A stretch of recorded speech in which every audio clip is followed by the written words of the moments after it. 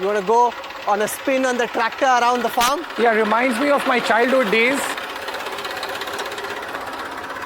Sir क्या नाम है आपका?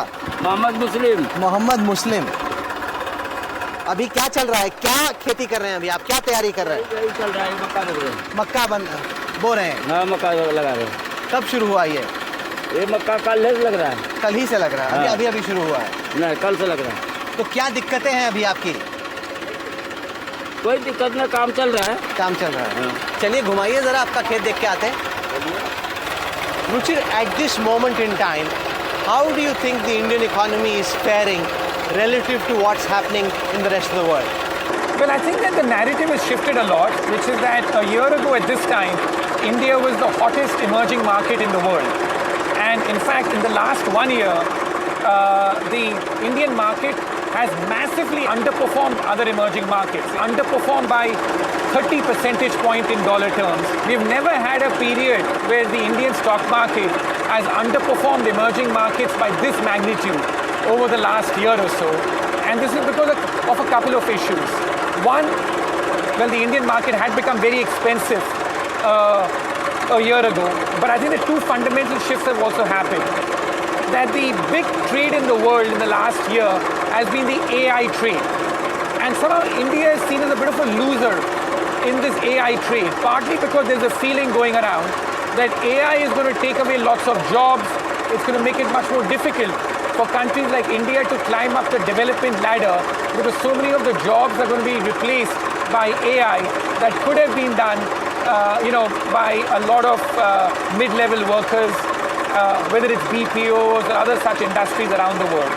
And the second thing has obviously been this ongoing trade dispute with the US, because at one point in time, India was seen to be the favored ally of the US, the so-called indispensable nation that no country could do without. And now all of a sudden we find ourselves in a bit of a box where the relations between US and China seem to have improved from the very low point a year ago.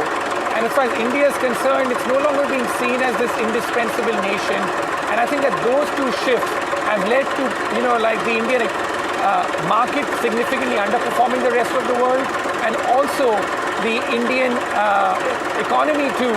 There seems to be some slowdown as well, which is happening possibly as a knock-on effect of the trade stuff. But as you know, with India, we began this show by saying my favorite line is that this is a country that consistently disappoints the optimists and pessimists, and I still believe that. So I'm not too pessimistic ever on the Indian economy, but yeah, the extreme optimism of the last year or so, that seems to have blown off.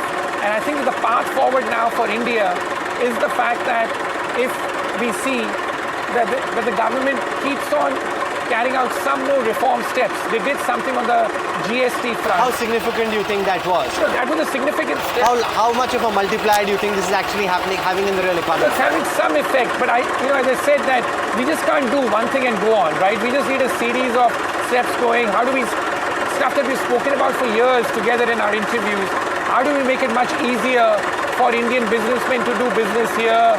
What do we do to ease the pressure coming from, on the daily lives of people from the investigative, regulatory agency? I think all that still is work in progress that needs to be done, like in this country. But otherwise, I think that I'm resigned to the fact that we're a 6% type growing economy. That's a decent growth rate. 9-10% is not something which is within, something that we'll be able to easily achieve. And as I travel across Bihar, I take back the same message. On one, there is the hopeful message that small things can make a very big difference because the base is still very low. But the slightly distressing message is this, that it's still taking the government to give lots of welfare schemes to satisfy people, and that money is not going to be spent on infrastructure. And as we said, that even a state like Bihar and a lot of North India, for that matter, the very strong growth rates we saw, between 2005 to 2015, those growth rates are regressing. The per capita income gap between Bihar and Telangana now is as wide as 6 times. There are parts of that Telangana, Karnataka that you travel that feel like a Thailand or a Philippines or an Indonesia. And then there are these parts of Bihar which still feel like sub-Saharan Africa. So that gap still is very jarring as I travel through India. But the overall story, it all adds up to, is still a country that's, cruising along at a 6% type growth rate.